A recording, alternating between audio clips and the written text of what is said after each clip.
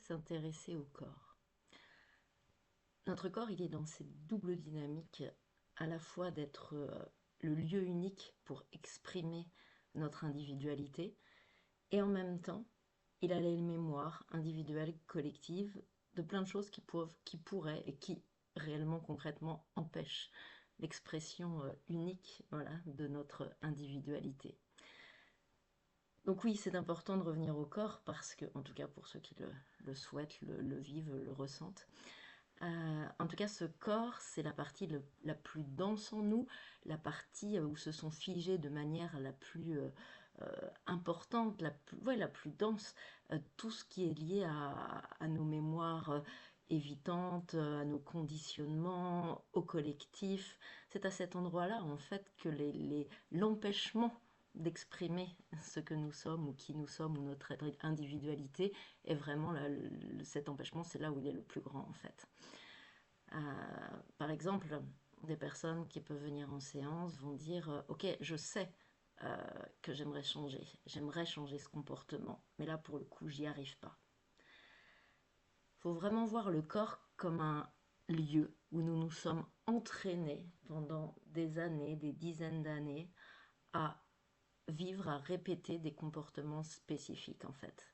Et le corps en ça, il est super robuste, c'est un grand sportif, il sait, il peut continuer à répéter des comportements qui en fait même ne nous conviennent pas en fait.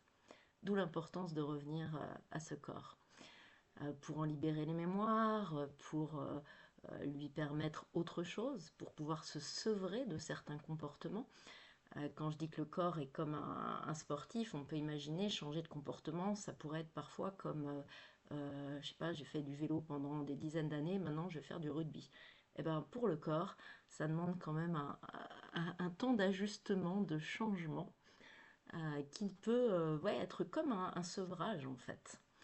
Donc voilà, revenir au corps pour pouvoir libérer ses mémoires, ses conditionnements, pour pouvoir finalement revenir à davantage de fluidité et que finalement ce corps puisse servir à l'expression de qui nous sommes. Et ce corps, il est là tous les matins. Euh, il équilibre tout ce qu'il peut depuis parfois voilà, des dizaines d'années. Donc pour ça, en cela, il est donc extrêmement robuste. Et parfois, il lâche parce qu'il nous montre qu'il ne peut plus équilibrer en fait. Bah, c'est plus possible, il est obligé de lâcher d'un côté, qui peut plus garder toutes ses émotions stockées, qui peut plus dire oui alors qu'en fait je voudrais dire non, qu'il n'en peut plus que nous ne sommes pas écoutés. En fait, notre corps, il est à notre service pour manifester ce que nous sommes, que ce soit dans la réalisation concrète de d'un mouvement, d'un projet, d'aller vers ci, d'aller vers cela, que ce soit dans l'expression verbale de ce que nous souhaitons partager. Donc le corps, il est à notre service et puis parfois, bah, en fait, il lâche pour nous montrer qu'il a trop tenu pendant trop longtemps et qu'il y a besoin de faire quelque chose en nous pour retrouver un alignement, quelque chose de plus...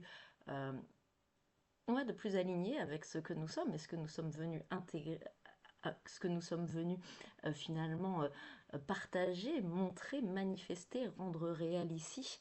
Donc parfois, voilà, un déséquilibre pour nous montrer voilà, qu'il y a quelque chose à aller voir en nous, pour nous montrer que nous sommes un peu à côté de nos pompes, ou beaucoup à côté de soi, en dehors de nous.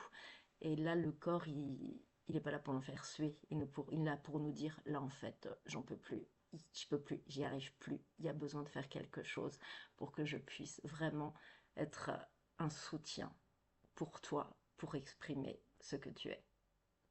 Merci.